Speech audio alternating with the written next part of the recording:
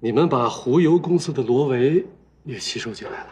英雄不问出处，罗威有互联网开发的经验，我请他来做研发中心的负责人。好，真是太不容易了。你们原来都是竞争者，现在能团结一心推动新技术，有这份心胸，一定能成大事。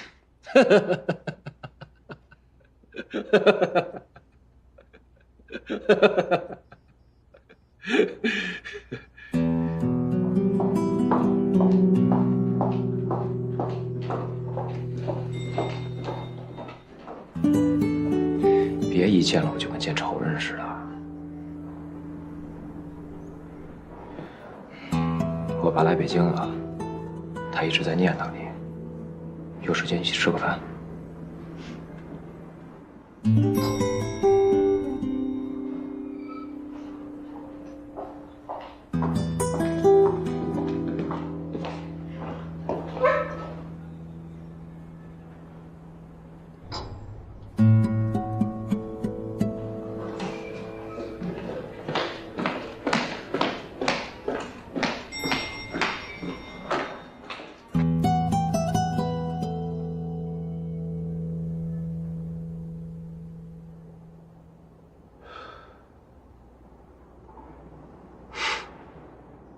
我笑的贱不贱？贱。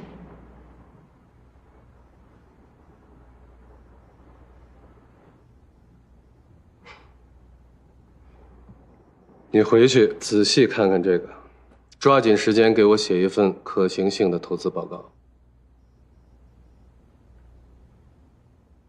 你这是什么意思啊？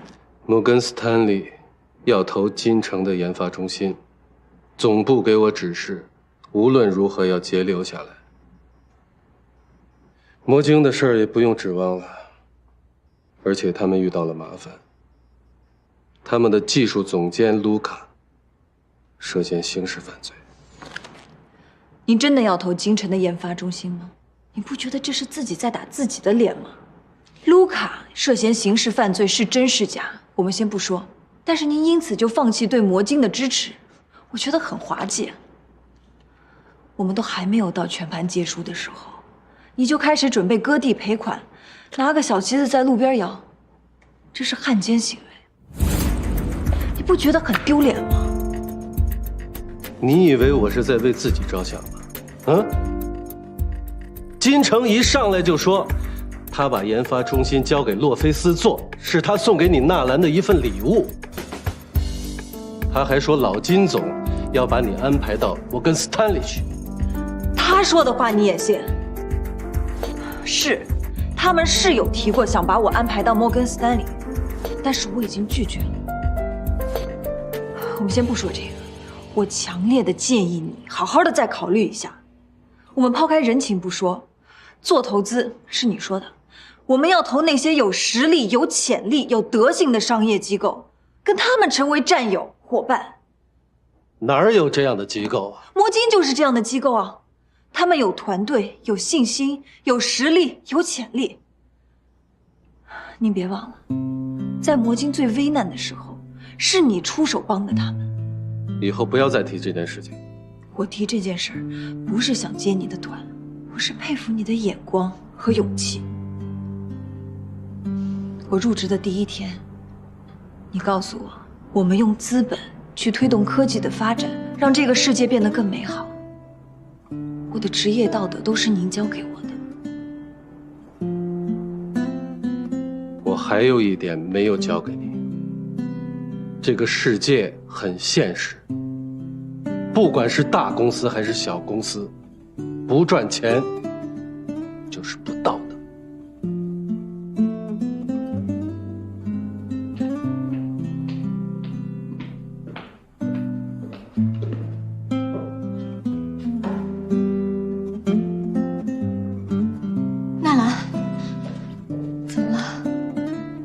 怎么来了？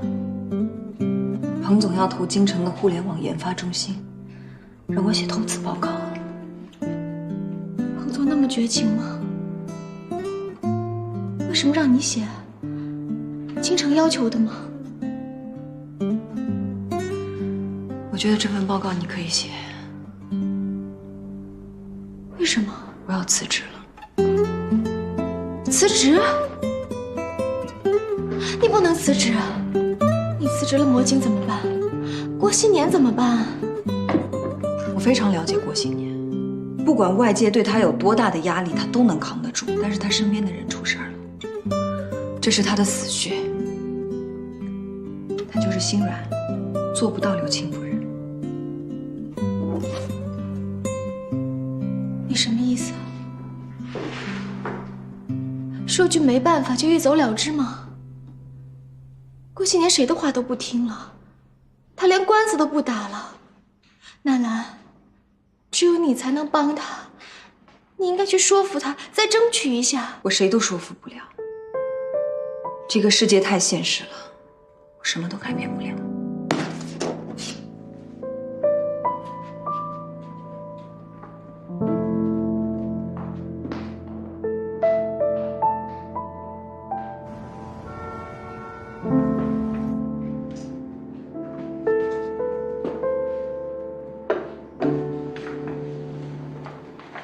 这合同什么时候过来的？洛菲斯刚传过来的，我想听听你们的意见。这个彭学武啊，之前给我打过电话，我相信他应该也给你打过电话吧，托尼。嗯。所以呢，我们的意见啊，我个人的意见啊，是洛菲斯这会儿想止损，所以咱们出手的话，现在倒真的是个好时机。但这个估值是不是有点高啊？你要是让我花钱去打败这么一个对手的话，花多少钱我都愿意。更何况这个洛菲斯又不是什么慈善机构，所以在花钱多少的问题上，咱就别再谈多论少了吧。有道理。同意，我也同意。那买下来以后呢？先搁着吧，这个软件就是个炸药包，搁在手里不知道什么时候就炸了。他们几千万的用户，咱们也看不上啊。雪藏起来。这是我们技术部开会研究过的，先找一个保险柜，然后给它锁起来。一个会爆炸的软件，谁敢做它？你们觉得呢？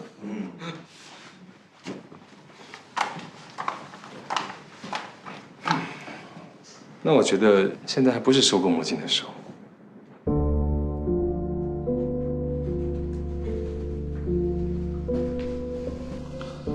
现在不是时机？到底什么意思啊？之前我们不是一直在谈找一个合适的时候，然后把它签下来吗？我觉得现在这个时机很合适啊。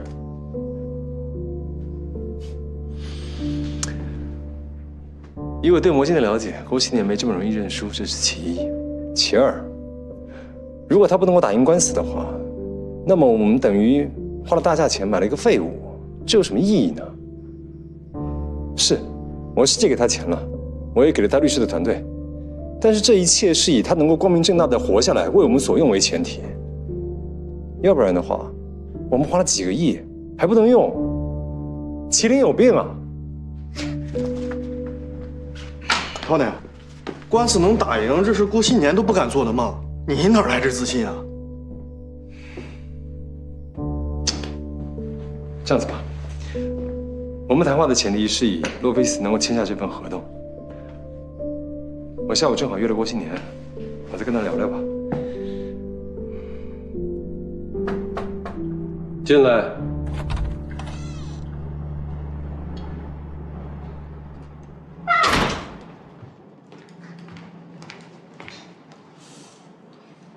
彭总，您找我？你赶快把这份意向合同看了，给我意见。坐。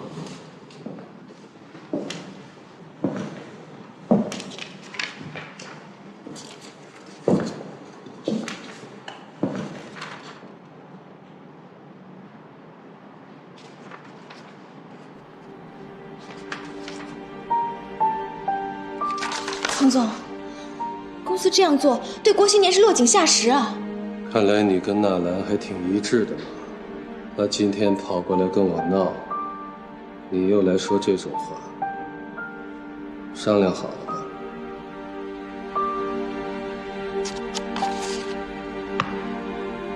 没有。你从魔晶回来，你告诉我，他们还有多大可能打赢官司？郭新年现在已经垮了，不管谁劝他，他都不愿意跟律师做任何准备工作了。听说你哭了。我就是不甘心。作为魔晶的股东，你当然会有些不甘心了。你拿着洛菲斯的工资，还有高额的奖金，你怎么一点都不为公司考虑？你怎么能就这么轻易地承认投资失败呢？你以为公司的钱是大风刮来的吗？你看看你的表，现在几点了？这件事过去多长时间？你都做些什么了？你除了在厕所里哭了一场，什么都没做。你根本拿不出一点应对危机的方案。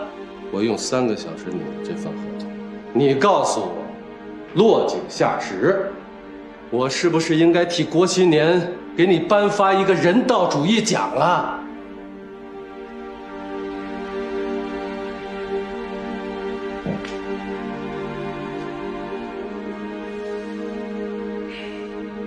我拟这份合同的时候，和麒麟的李奔腾还有几大股东都通了电话，原则上，他们同意收购魔晶的股份。但现在这个情况你也知道，麒麟出面，才是真正的落井下石。郭新年这个犟脾气，再来个鱼儿皆亡，那这件事就办不成了。所以洛菲斯出面，才是万全之策。你仔细看看，上面写得很清楚，不管他的官司怎么样，实际上怎么样，他心里清楚。我们洛菲斯正式宣布，以经营失败收购他们的管理层股份，估值会相应缩水。虽然少了点儿，但总比两手空空要好吧？这样，对于我们，包括你，包括郭新年，都是一种补偿，一个保障。我担心郭新年不会考虑这些。是的，我也很担心。所以你的任务来了。我的任务？你要陪着我去见郭新年，你要帮着我，让他在这份合同上签字。我们要在打官司之前尽快出手。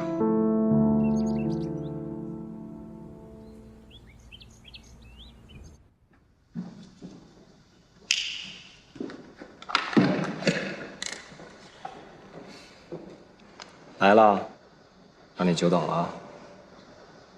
洛菲斯派我来做访谈，这些资料我拿走了。你有什么问题就电话联系彭总。这就谈完了？本来就是走个流程。彭总既然答应要投了，就派我过来签个到。那就谢谢金总了。你先等会儿行吗？你干嘛这么着急啊？我有事儿跟你说。有事儿你就直接找彭总。你非得跟我说官话是吗？你别拦着我。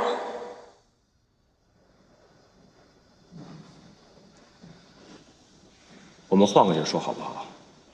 要不然我天天到你公司闹去。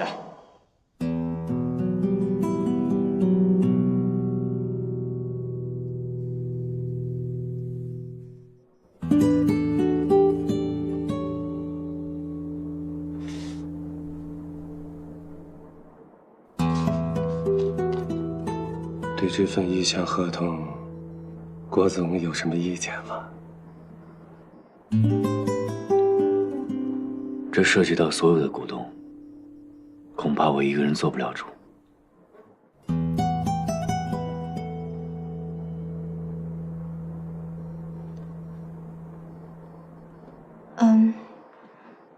彭总的意思是，毕竟你是大股东嘛，首先要得到你的支持，其他的事情才好办。股份的公证转让需要花很长时间，这只是一份意向合同，我觉得还是可以签的。如果官司真的输了，魔晶肯定会贬值，对所有股东都有损失。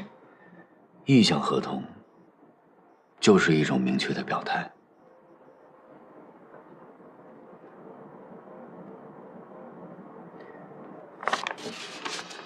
条款上说，按照经营失败要对魔晶进行重新估值，来收购魔晶的股份。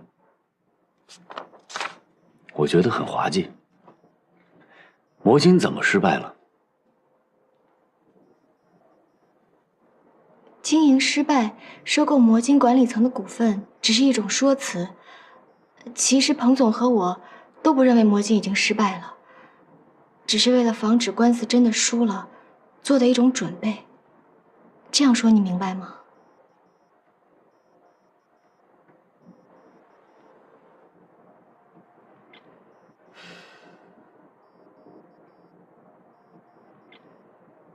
感谢彭总这么为我着想。估值虽然会大大降低，但是对所有股东都有好处，毕竟可以平稳退出。而且一旦签了合同，魔晶的所有债权、债务，洛菲斯都会负责，包括李奔腾那5000万。我觉得这样也不是坏事儿。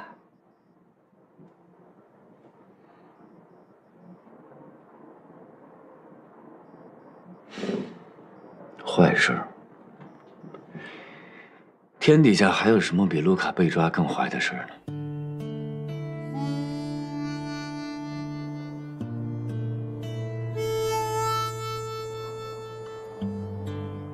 彭总，你的好心我领了。魔晶现在就剩下我这100多斤，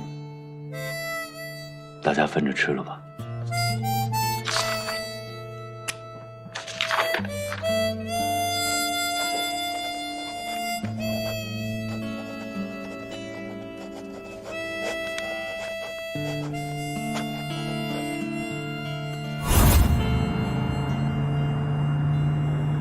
开这么远了，你到底想去哪儿？京城，你慢点！京城，你慢点！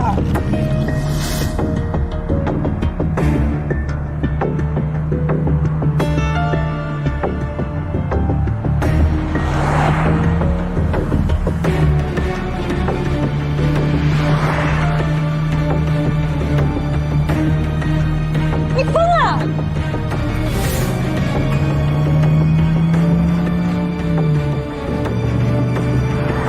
你给我停车！你给我停车！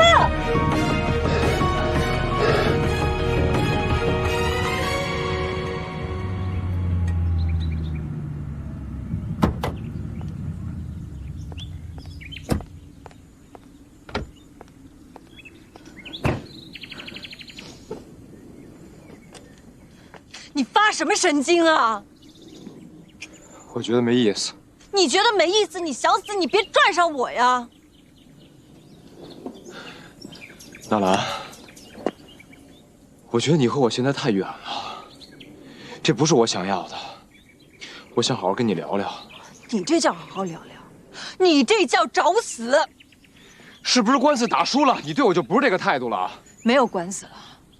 今天早上卢卡被抓了，据说他把一个叫庄小蝶的女孩打成植物人了。郭新年垮了，没人跟你斗了，你满意了吧？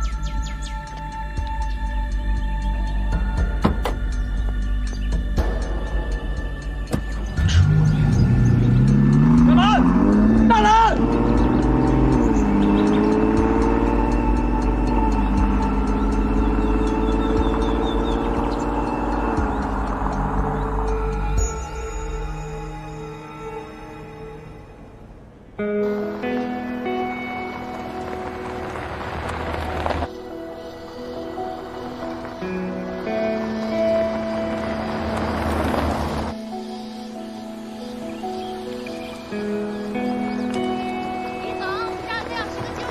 好。李总，这边带来点烤鱼。行。李总，我都饿了，好了没有？来，先吃着。哎，谢谢。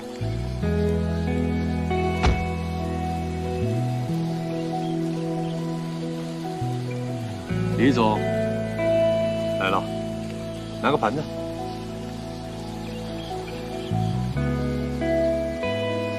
先吃着，咱们一块儿聊。好。小烤串儿，这儿来的。我们也要。李总辛苦，吃饱了没有？吃饱了。李总你辛苦了。我烤的怎么样？相当美味。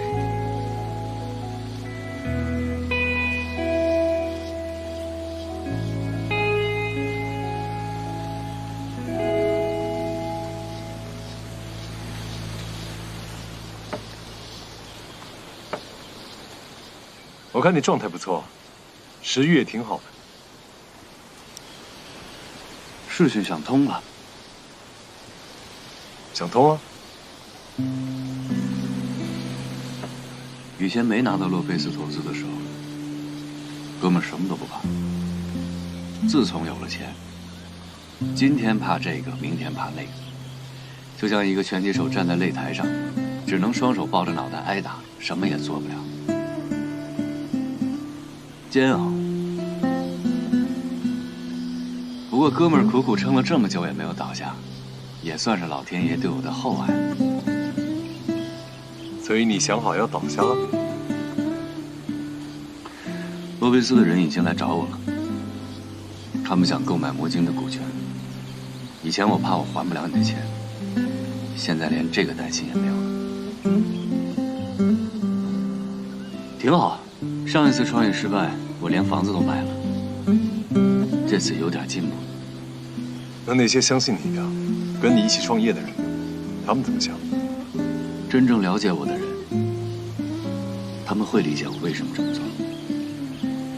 单纯想在我身上投资赚大钱的人，我只能跟他们说抱歉了。那你觉得我是哪种人？两种都不是吧？或者两种都是？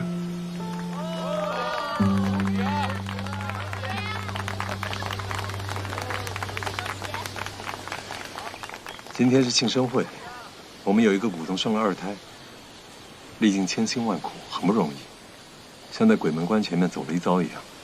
我答应他们，今天不谈公事，咱们随便聊聊吧。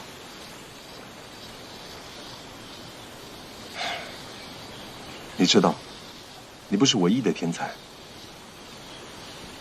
我见过很多年轻的朋友，在互联网江湖里想打下一片江山，但为了各式各样的原因，最终折戟沉沙。一开始我认为他们是运气不好，但后来我发现不是的。他们都有个共通点，他们都有一道坎儿过不去，叫做人情。所以应该六亲不认。一个小市民跟一个企业老总的思维方式本来就应该不一样。小市民只需要为自己负责任，但是一个企业的老总应该为了企业的未来，为了企业全体员工负责。太在乎私情，是没法成就大业的。你看《三国演义》里，刘关张桃园3结义，算铁哥们儿吧。关羽死了之后，刘备一心想要复仇，所有的人都劝他万万不可，因为当下的形势应该紧密团结东吴，但他不听，被所谓的兄弟情冲昏脑袋了。后来呢？被陆逊火烧连营，大好基业付之一炬。你说我是刘备？你的这个官司在我看来不是没有赢的概率，关键在于你究竟想要救魔晶还是救兄弟。你这么轻易就把魔晶卖了，让我很惊讶。难道真的是因为卢卡的事情，让你没法专心致志地打官司了吗？我纠正你一点，是因为打官司的事情让我没有办法专心致志救卢卡。打官司，我现在已经对他毫无兴趣了。你可以救卢卡，但是如果以后再有类似的事情发生在你周边的人身上，你有几个魔晶可以卖？能力越大的人，责任也越大。你现在真正应该做的是让你自己强大起来，让别人以后不敢也不能欺负你。我现在真的想不了这么做。也许我就是个小市民，我辜负大家对我的期望了。我可以自己受苦，但是我看不了卢卡受苦。他是我兄弟，这么多年跟着我风风雨雨，死心塌地到今天，我现在看他被别人害了，我撒手不管了。这件事我问过自己很多回了，我真的做不到。对不起。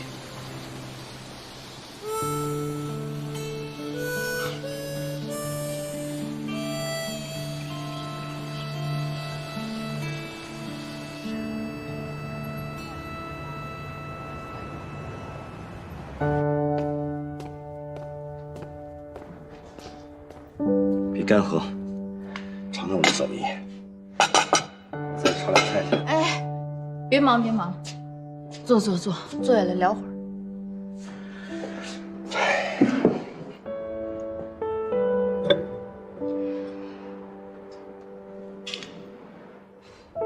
对不住啊，把你带坑里了。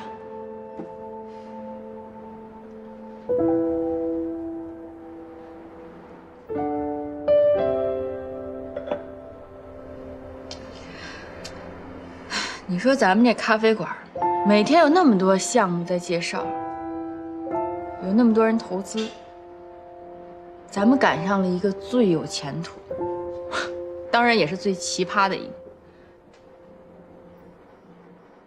可是这事儿没到最后一步呢，咱们就一点办法都没有了吗？我怎么说？我跟郭新年说接着来，接着跟他们斗。我开不了这口。要是换上我，我也跟他一样。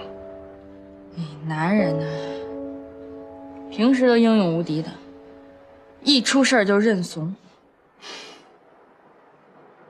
话不能这么说。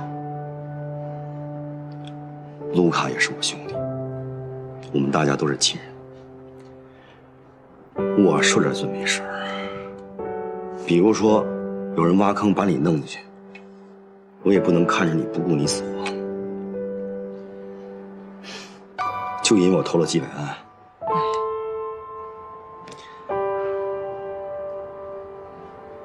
算了吧。好，那就是说没有办法了。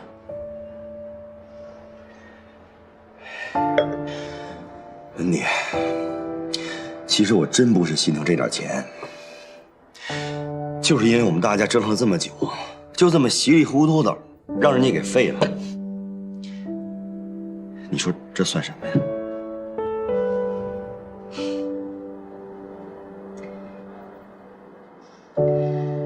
其实洛菲斯已经表态了，要买走大家手里的股份，你们不会有损失的。什么叫没损失？自从加入这个团队，我们每天跟玩过山车似的，今天哭明天笑，我都觉得我老了好几岁。不说这个，咱们就说，自从郭新年、卢卡坐在这张桌子上开始办公，我们一起经历过多少？一波未平，一波又起，这么多关咱们都闯过来了。不是对这件事儿不甘心，你每天跟他住在一起，你还有没有其他的办法？郭新年已经很久没回家了。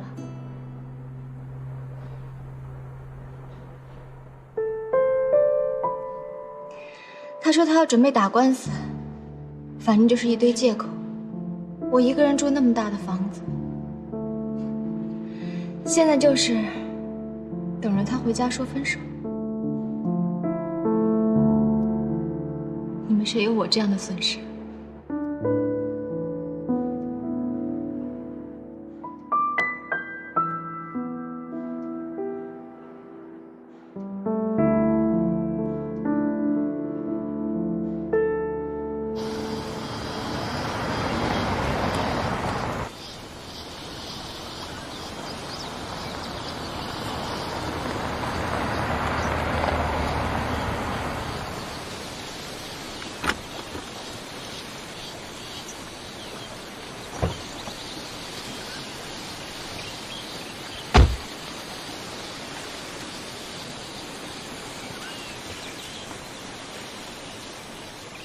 么样？有收获了吗？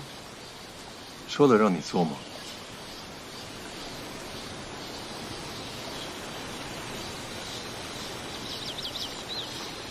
还是站着说吧，反正也说不了2句。理论上我都不应该见你。之前我给您的那个网络电话的设想，您还没有给我反馈呢。那个设想我之前就看过了，也是郭新年的点子。你能不能有点自己的东西啊？是吗？魔晶的融资计划里有一段关于网络电话的想法。你也在魔晶干过，你很了解郭新年。现在魔晶的剽窃案还没有定论，你就想让我再扛一个网络电话的雷？还有，你主持的互联网研发中心，投资者里有我的朋友沃云生。你现在跳过他，直接跟我谈，你让我怎么面对我的朋友？你干的每一件事情都在挖坑让我跳，你让我怎么看你？你教教我。是你让我教你的。其实你投资魔晶，沃云生投资金大少爷的研发中心，是一盘棋吧？你们是担心移动互联网这块肥肉落到别人的嘴里，你们想要做的是霸占这个新兴的领域吧？私底下，你们一定是有利益勾结的，我没猜错吧？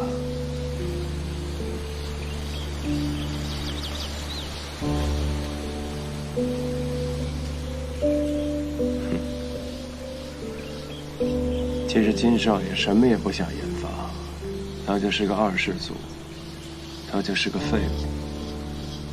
那几大运营商，他们真正想要的是移动互联网被扼杀在摇篮当中，他们别无所求。我那个研发中心就是个屁，我说走就走。可是不管将来我走到哪里，这就是我要做的事情。很快，等城市网络再升级，等我们进入到4G 时代、5G 时代，网络电话就是未来。没关系，你不做，有人做。谁？你跟谁谈？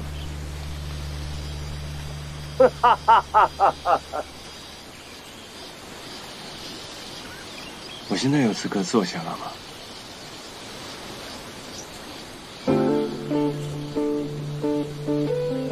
推行网络电话会遇到比魔晶更大的阻力。魔晶挑战的短信都已经被逼到走投无路，如果在这个节骨眼上再推出一个网络电话，那就是死无葬身之地。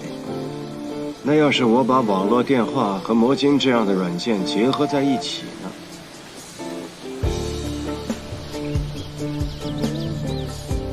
在即时通信类的软件上，再加上网络电话这个功能，会怎么样？反正是死，挨1枪是死，挨2枪不过是多一个窟窿眼儿。可万一我要是做成了，天我都能给捅开个洞来。到了那个时候，还有谁能够拦得住我？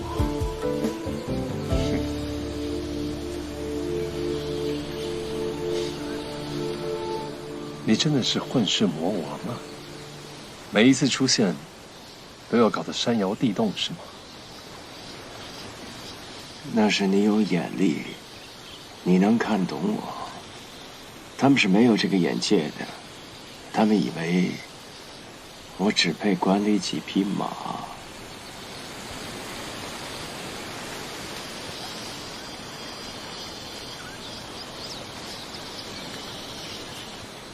李片少爷和金正邦，我没有意见。但是现在你觉得你可以忽悠我，是吗？你觉得凭你几句话，我就会被你煽动，然后被你玩弄于股掌之上？齐天大圣是吗？1巴掌就是500年，戴上紧箍咒，你不过是一个替人打妖怪的野猴子。所以我劝你，最好别再说这种没边的大话。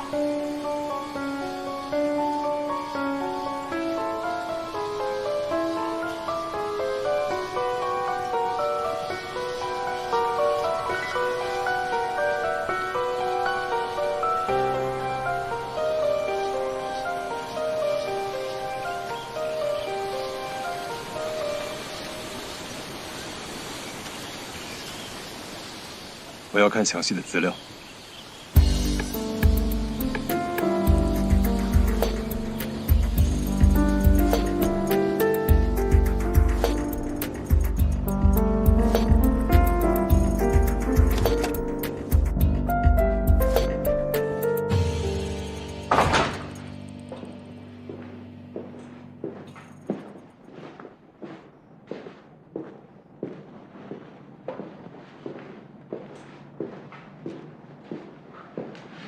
吃晚饭了吗？要不要给你做点儿？不用了，吃不下。过新年，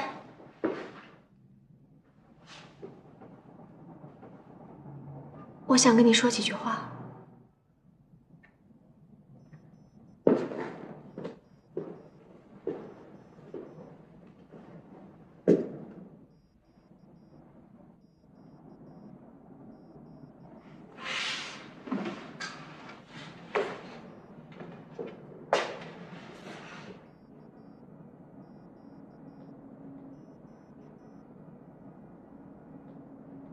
我知道你不想听，但是我还是要说，你现在对待官司的态度太消极了，你这样我们一点胜算都没有了。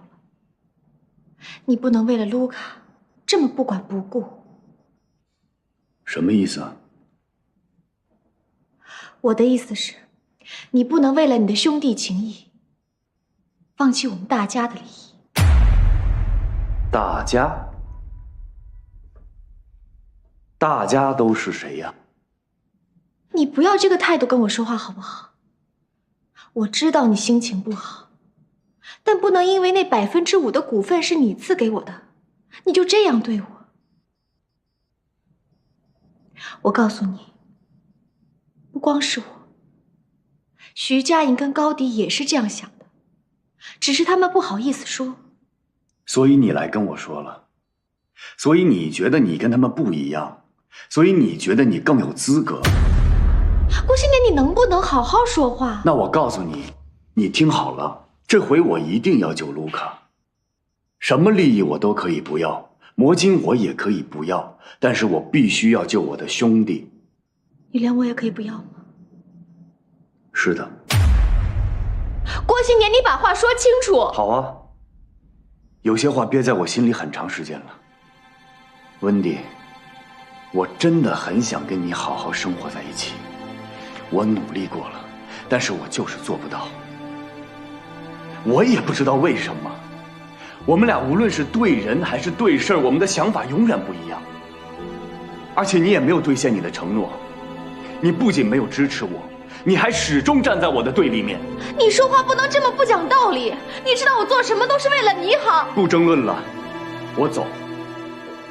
郭新年。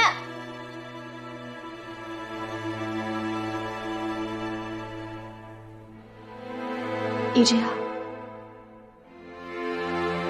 算是跟我分手吗？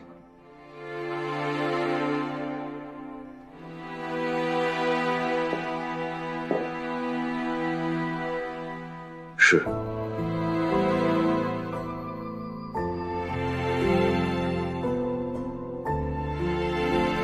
咱们俩都不要再骗自己了。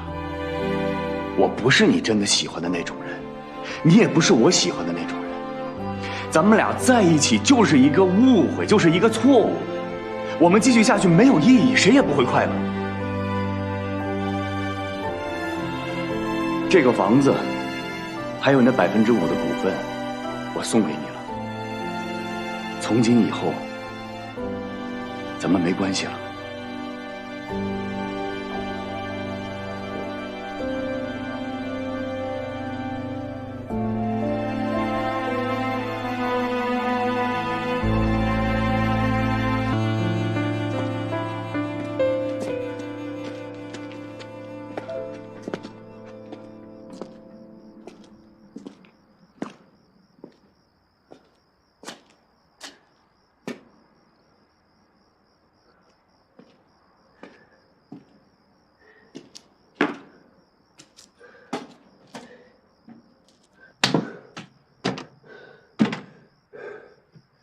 纳兰，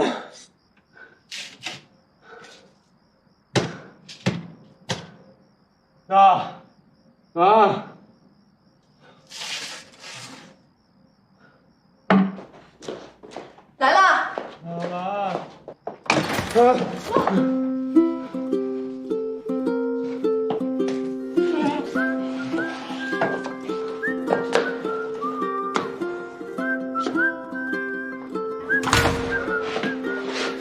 最毒妇人心，说的就是你。你倒挺厉害啊，还能自己走回来。你就不怕狼把我吃了呀？我怕你把狼吃了。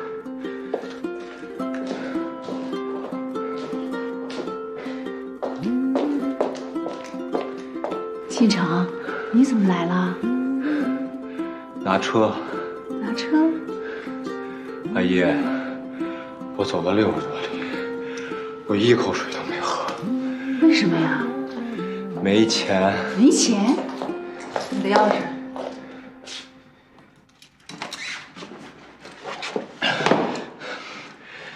走了，阿姨。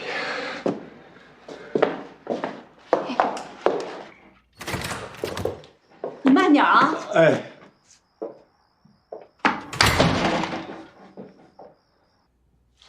哎，宝贝，怎么回事啊？哦，没事儿，他就是想锻炼一下。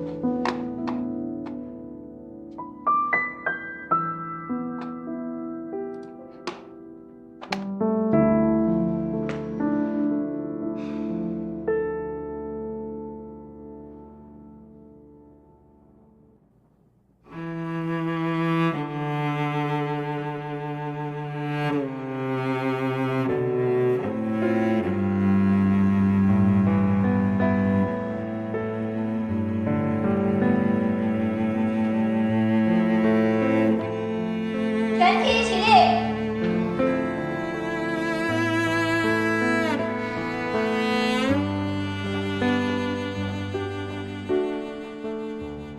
请坐。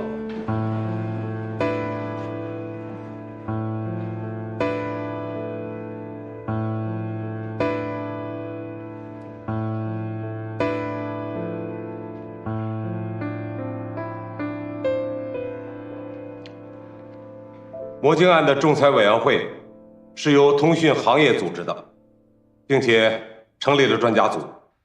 由于民企经营通讯业务，这在国内尚无先例，法律上有没有明文的规定，所以这个任务就交给了我们行业协会。今天是第一次会议，请双方提供各自的材料，并且阐述理由。我们会把会议记录和这些材料转交给专家组阅读，在以后的会议当中，经过答辩和投票的方式来决定最终的仲裁结果。可以开始了。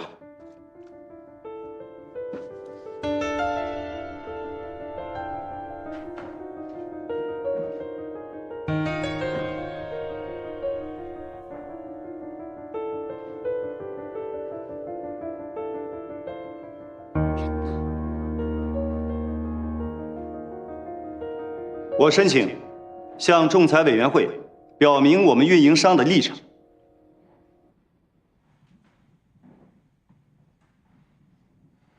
我们今天到仲裁现场，提供给仲裁委员会的材料里，详细记录了我们最近一段时间财务损失的状况，记录了我们数次与魔晶会晤，并且发生争论的要点。我们心里充满了危机和责任。作为国企，我们的责任是什么？是确保国有资产的保值增值，这是国家交给我们的光荣使命和不可推卸的任务。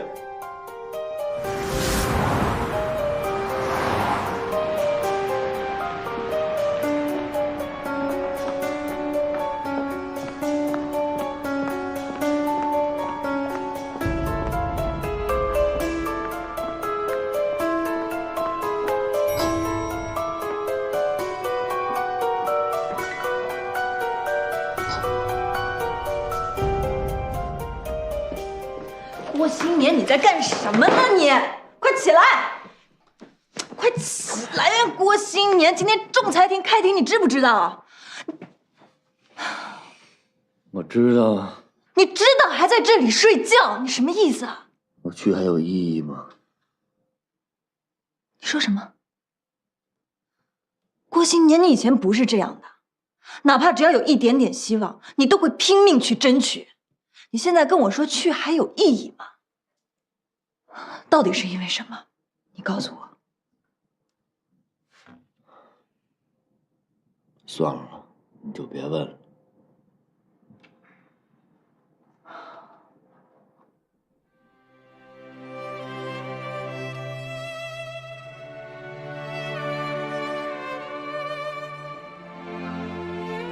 是因为卢卡。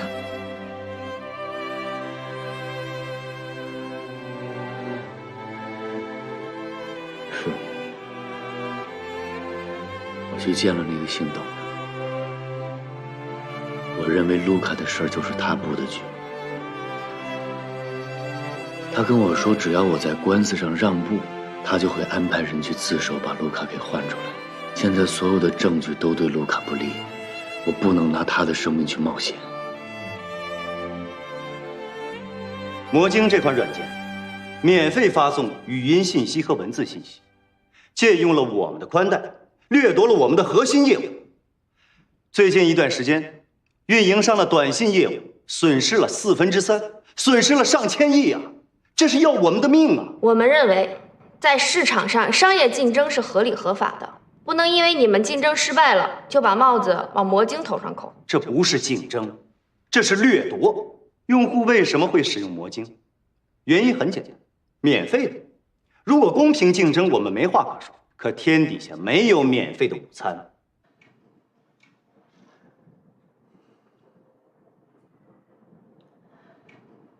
你是说你不去参加仲裁，是为了救卢卡做的交易？是，我必须救他。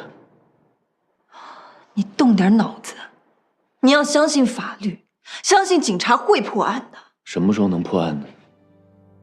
他现在就在里面受苦呢。你先别管受不受苦的事儿，有一天警察会查出卢卡是无罪的，他放出来的时候，罪也受了，魔晶也没了，他会恨你。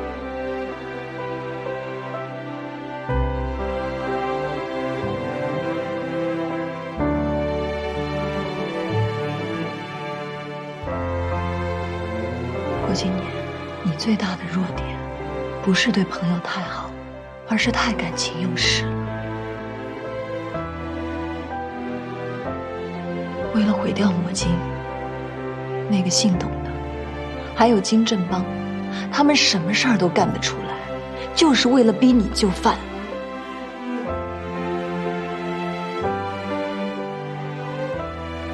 如果你真的屈服，不止卢卡会恨你，我也会恨你。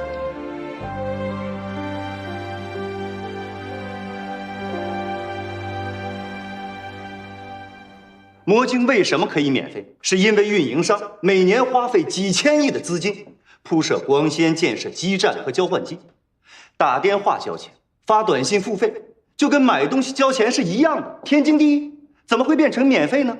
我反对，这些基础设施不是运营商铺设的，是国家铺设的，是纳税人的钱完成的，是全民所有。魔晶当然可以用，更何况魔晶租赁宽带、租赁服务器也不是免费的。我们提供的材料里包含了魔晶在软件建设和开发过程中所有的费用明细。设想一下，如果大家都不付短信费和话费，那谁来铺设和维护网络？这不是互联网生存的方式，这是寄生虫生存的模式，吸取别人的营养来养肥自己。作为运营商，我阐述我们的态度，绝不允许这种事情发生，绝不允许明目张胆的盗窃行为。我们必须共同维护通讯行业的秩序，这是我们的职责。我提醒申请人，今天的仲裁是企业之间相互表明自己的态度，不要乱扣帽子。我不是危言耸听，如果不阻止魔晶的这种行为，运营商的短信业务和语音业务1年之内就会消亡，上万亿的国有资产就会流失，这是重大事故。而且，通讯业务关乎国计民生，涉及信息安全，必须要有国家牌照。请问魔晶有吗？任何法律都没有规定，民营公司进入通讯行业需要批准。我们可以视之为法律无规定，我们就能干。被申请人，出庭你都能迟到，你这是对仲裁庭缺乏起码的尊重。对不起，首席仲裁员，请你原谅。请坐吧。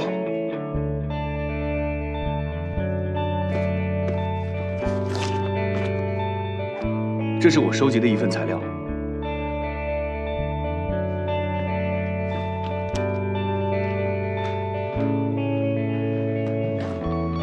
总算来了。在这份材料里，你们将会看到运营商的指控毫无根据。什么叫毫无根据？在法律上没有依据，在法律条款上没有支持，你们的起诉不能立案，这就是毫无依据。你觉得我说错了吗？那为什么要走仲裁呢？还是你觉得法院的判决有问题？被申请人，提供证据就可以了，不要诱导对方。对不起，我非常的疑惑。既然在法律条款上没有支持、没有限制，我为什么不能做？法律还没有规定魔晶不许开赌场呢，你开个试试。那照你这么说，通讯业务就是赌场，你们运营商是什么？是更大的赌场。用户是什么？是赌徒。那你们互联网的研究什么呢？出老千吗？我希望你说话能够自重一些。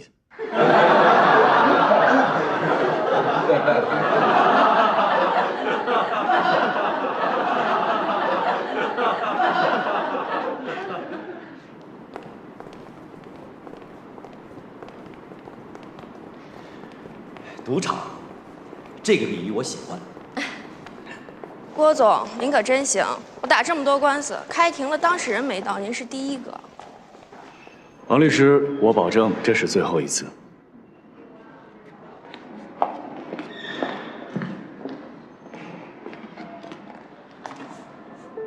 郭新年，你为什么要迟到？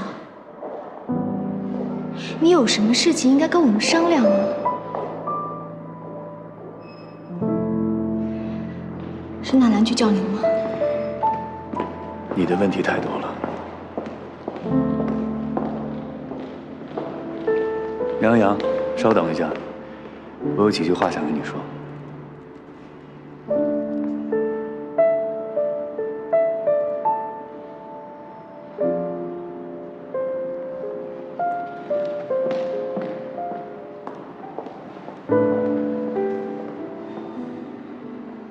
不好意思，我恐怕要食言了。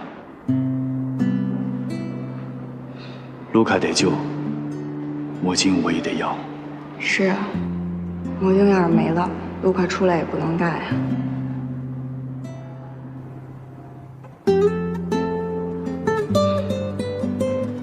谢谢你的理解。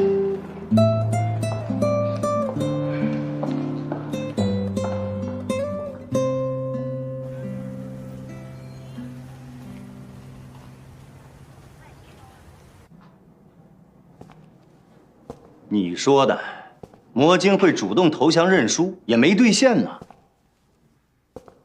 现在有好多人觉得魔晶是弱者，哼，这简直奇了怪了！违法的事情还有人支持，专家团的倾向对我们很不利呀。老爷子，你不能再袖手旁观了，你得亲自出手啊！大江大河都淌过来了，您不能在阴沟里翻船呐。你对仲裁委员会没信心吗？说实话，没信心。仲裁委员会也要看魔晶的下载量，3、4千万的用户，说停就给停了。他们敢冒这个风险吗？除非是什么？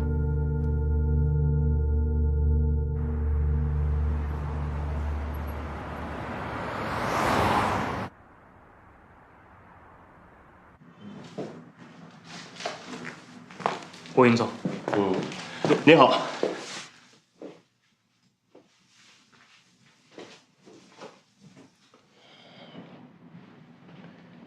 应该还没有到上班时间吧？我打听过您的作息，钱是不睡觉的。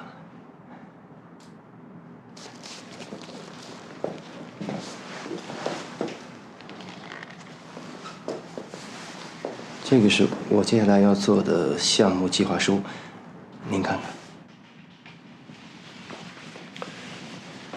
你们研发中心的项目，应该由金城直接递给我就好了。我希望您能够看到，金大少爷是不会给您看的。为什么？因为他蠢。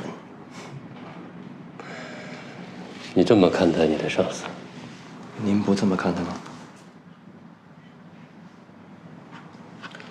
网络电话，你认为推行得下去吗？这可是个惹麻烦的事儿。惹麻烦，是因为他触碰了别人的利益，很大的利益。网络电话是免费的，网络电话本身是免费的，它的收益来自于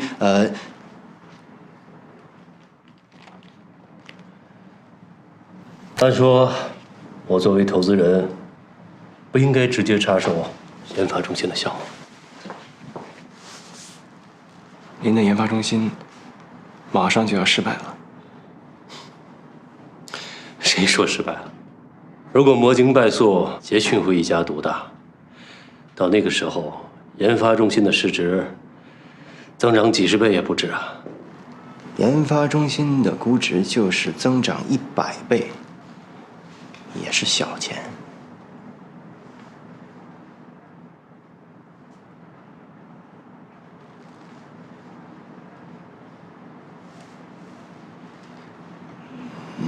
您不感兴趣吗？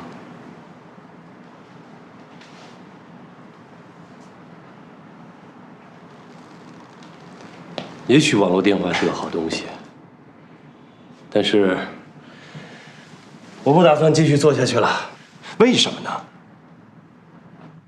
累了，我想退下来，辞去董事会主席的职务，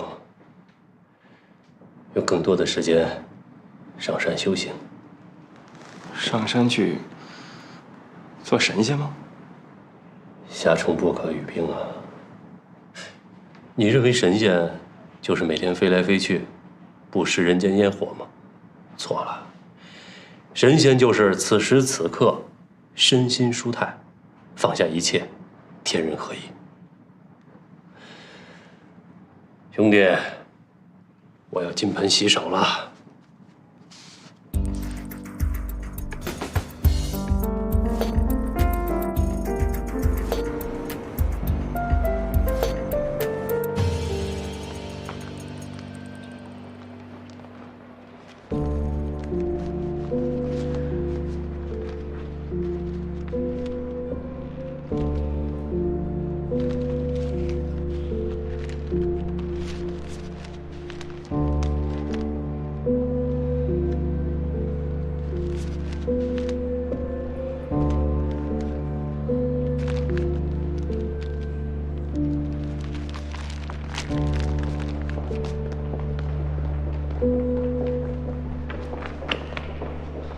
是郭金年吗？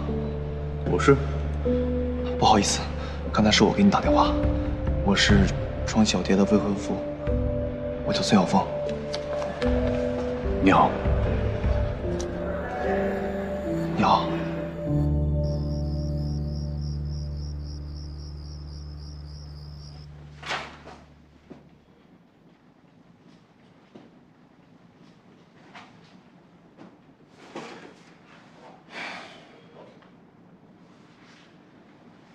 你怎么看？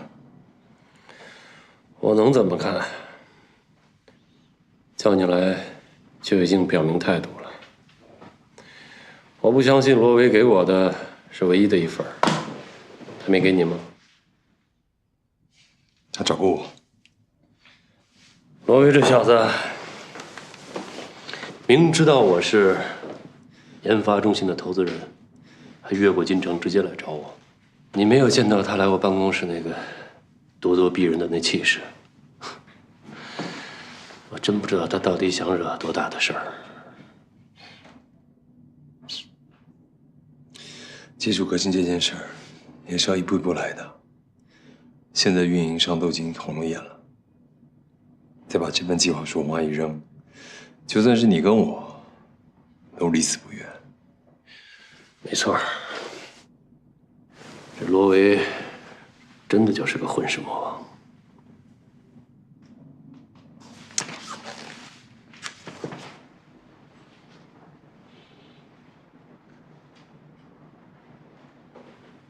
动心了？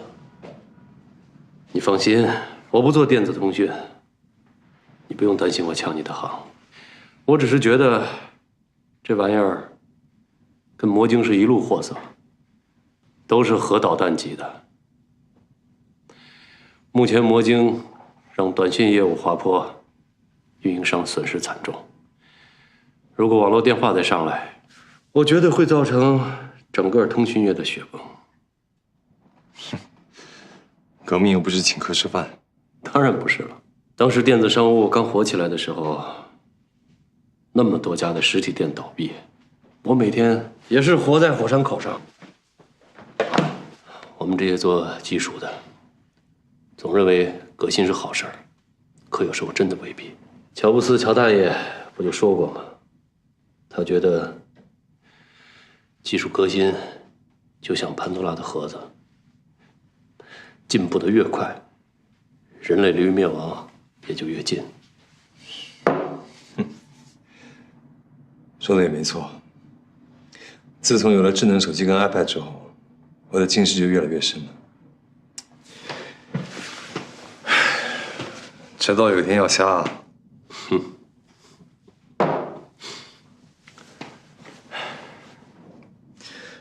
这东西先放在我这儿，我再找时间跟他谈一谈。至于你要不要跟金城说，你自己决定。囊中之物了。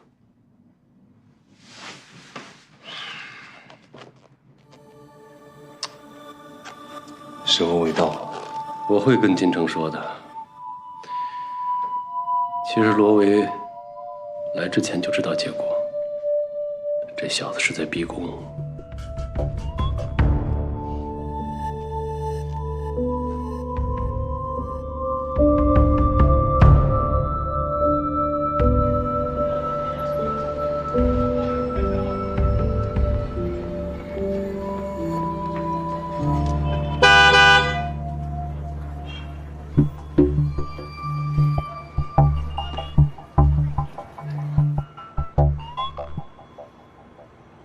互联网的出现，本身是人类社会的一次巨变。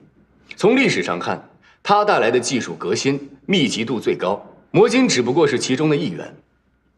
革新永远走在法律的前面。以前我们通信，每一封信，我们都得花几分钱甚至几毛钱买一张邮票，而现在的 email， 你只需要点一下鼠标，对方即时就能收到。如果按这个逻辑，中国邮政是不是该起诉所有的电子邮件公司呢？反对。我们现在讨论的是未经许可的通讯权利，讨论的是国家牌照 ，email 并不在争论范围之中。国家没有任何明文规定，移动互联网语音通话需要牌照。我这里有一份数据需要提交给仲裁委员会。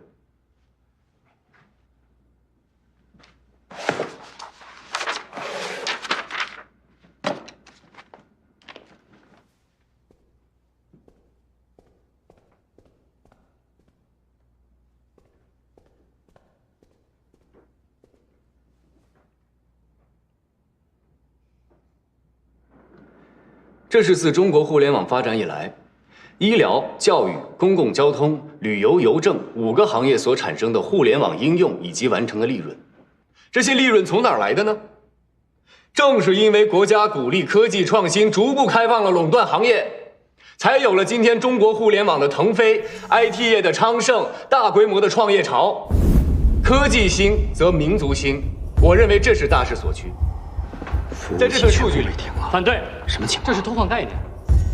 任何政策的制定都是以国家利益为基础选择，魔晶的出现严重伤害了国家利益。夫妻全停了。说理由。怎么回事？不要老是国家利益、国家利益的，你能代表国家利益吗？我们谈论的也是国家利益啊。科技创新不是国家利益吗？年轻人创业不是国家利益吗？难道只许你垄断，不许我创新啊？这就是你理解的国家利益吗？除非老天爷用雷劈他，把他服务器的线给劈断了。这倒是个好主意。我就是跟您开个玩笑，您还能命令老天爷呀？只要能打败魔晶，摁住郭新年冒头，什么主意都是好主意。你说呢？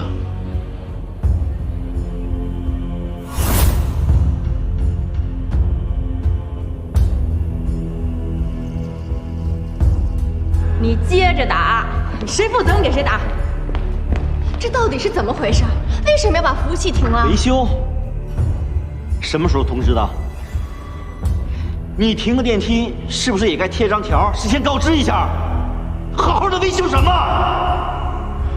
我们租了那么多台服务器，同时维修，有这样的事儿吗？这不是滑天下之大稽吗？这服务器要是全都停了，咱们得损失多少用户量啊？一夜之间回到解放前呀，这还得了？都别在这猜了，你们赶紧回去解决问题吧。我等郭新年。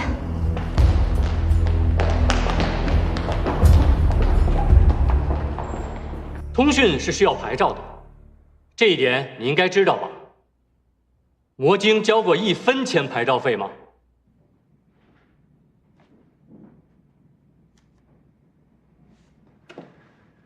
牌照费啊，第一，互联网语音通讯是否需要牌照，法律上还没有明文的规定。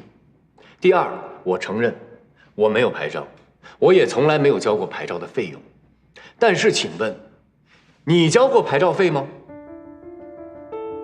华夏通讯交过牌照费吗？从来没有吧。东方网通交过牌照费吗？也是从来没有吧。欧洲3G 频谱的运营牌照费，人均价格在219欧元。我们现在按照华夏通讯的5.4亿用户来做个估算，华夏通讯的运营牌照至少需要支付1182亿欧元，折合人民币10964亿。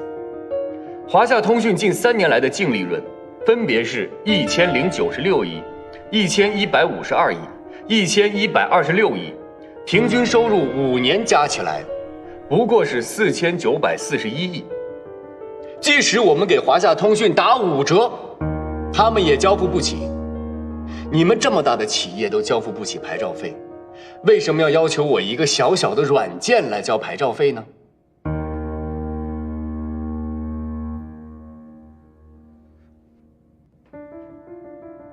被申请人，你刚才提供的数据来源准确吗？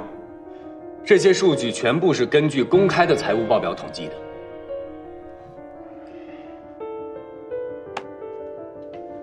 各位，我来到这里是寻求公正的。我不相信有任何的力量可以阻止科技的创新。我等待公平的裁决。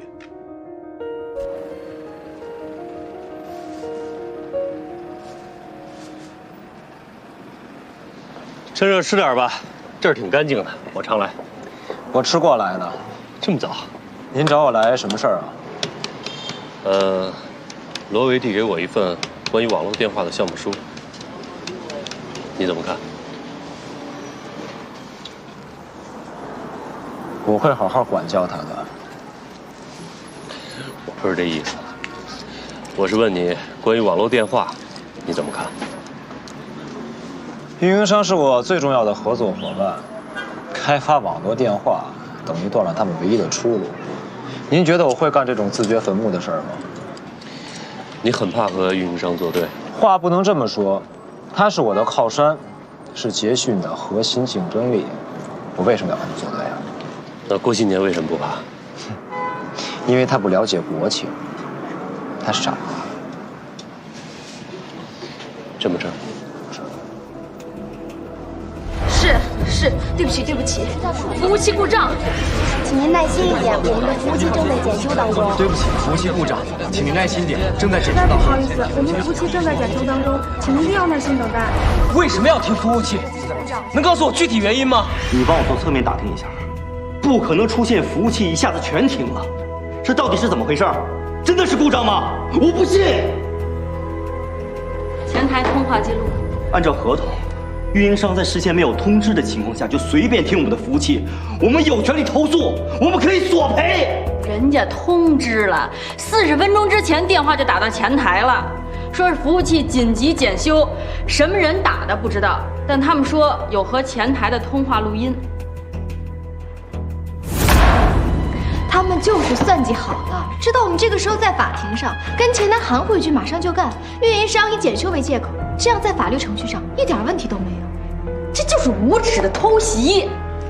那还起诉我们干什么呀？咔嚓一拉闸，用户全跑了，打官司还有什么用啊？啊！对啊，他们就是这样想的，为了迫使我们就范。我个人认为，官司肯定是打不下去了，唯一的办法就是和解。什么？你想和解，他想吗？他不把你搞死是绝不会罢休的。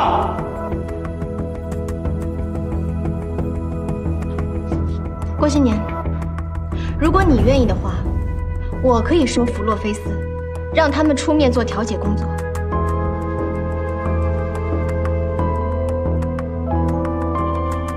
有用吗？我可以试试。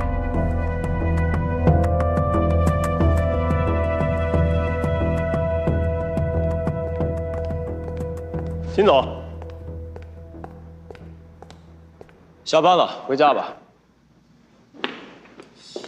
哎，金总，这还没有到下班的时间。我说下班了，回家了。明白了，下班了，下班，都走，都走，都走。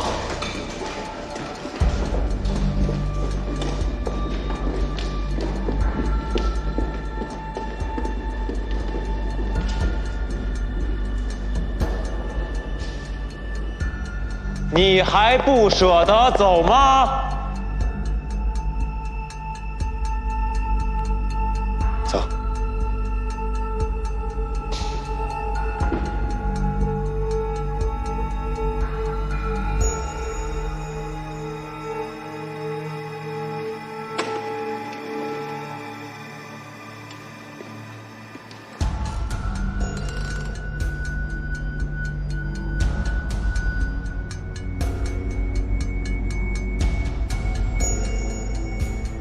养过猫吗？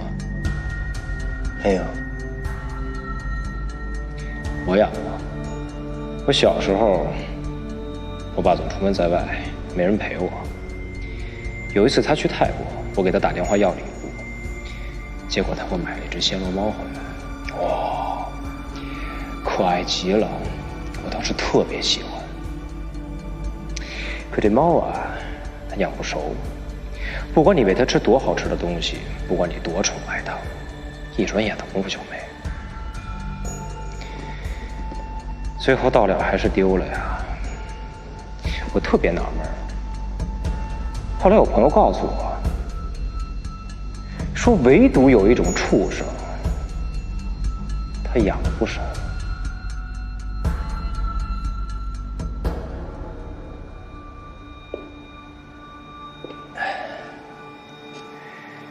有几次气得我特别想揍他。他躲在角落里面，低着头，时不时的还瞄着我一眼，就是你现在的样子。你成熟了。我棒球棍放在车里忘拿了。我就是个小人物，不知道你真的跟我生气。魔晶也已经快被你们搞死了，我对于你们来说没有太多的利用价值了，倒不如咱们好说好散，将来再见还算是朋友。你有资格跟我做朋友吗？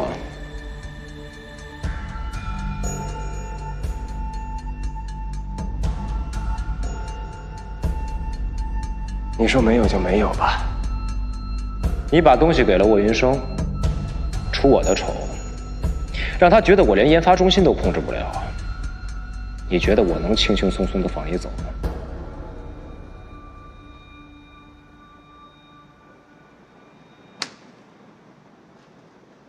你跟我较劲了，我自己滚，不给你添麻烦。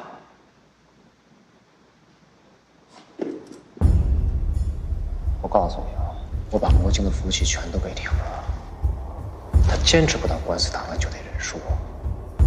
你别在这特殊时期给我找麻烦。你觉得从我这儿走了，你能去哪儿啊？我自然有我的地方可去。你也放心，去到哪里，我也不敢给你找麻烦。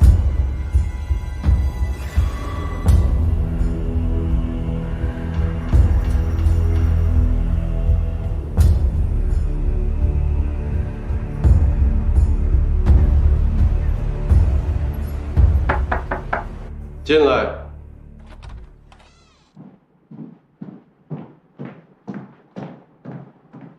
彭总，这是您要的仲裁发言纪要，这是双方提供的不同资料。您不是想知道答案吗？您不是想知道为什么郭新年搞突然袭击吗？现在我告诉你，是他临场加的，事先谁也不知道。他不把天捅个窟窿，不罢休是吗？窟窿已经捅了，报应来了。魔晶的服务器今天停了40分钟，损失了200万用户。您知道吗？你说什么？明天可能还停，后天也可能停，不用等仲裁结束，魔晶就死了。彭总，我知道您想把魔晶拆分卖掉，但如果魔晶现在就死了，想拆都没法拆，洛菲斯的投资也会鸡飞蛋塌。魔晶的服务器停了，为什么？你别忘了，魔晶的对手是谁？服务器都是运营商的，他们想停就停，不需要理由。这还有没有王法了？彭总，您别冲我嚷嚷，我来跟您汇报，就是想让您赶紧想办法，这件事必须马上解决。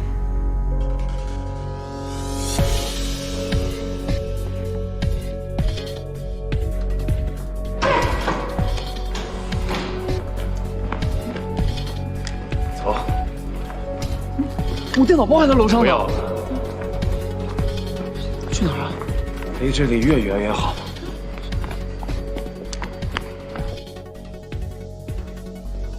老金总说：“麻烦你再想想办法。”那好，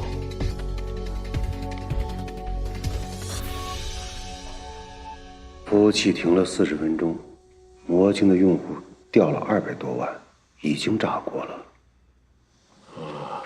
我让他再停一次，他说他不干。怎么说？他说，停一次的话呢，可以说成是故障、检修。假如再停一次的话呢，他把事情闹大，担不起这个责任，找不着合适的借口。老虎吃还需要找借口？我饿了，我就得吃。老爷，这话我不好意思说呀。我发现他们的江湖好像和我们的规矩不太一样。这损失200多万了，差得太多，远远不够。若海，这不是走江湖，这叫生意。江湖人从来不找借口的。那我们就谈生意，把杰讯的股份拿出一部分，放在国外的离岸公司里，写在何龙生孩子、家人、亲戚随便谁的名下。已经查过了，他有个儿子在美国读书。啊，这就更好了，把股份直接送到孩子手里。杰讯活得好，他就活得好。把这话直接告诉何龙生，记住，先把这事办了，再跟他谈，不要让他选。我懂。还有，我注意到魔晶的高峰期是在晚饭前。我希望这药粉间再停一次，时间要再长一点，效果会更好。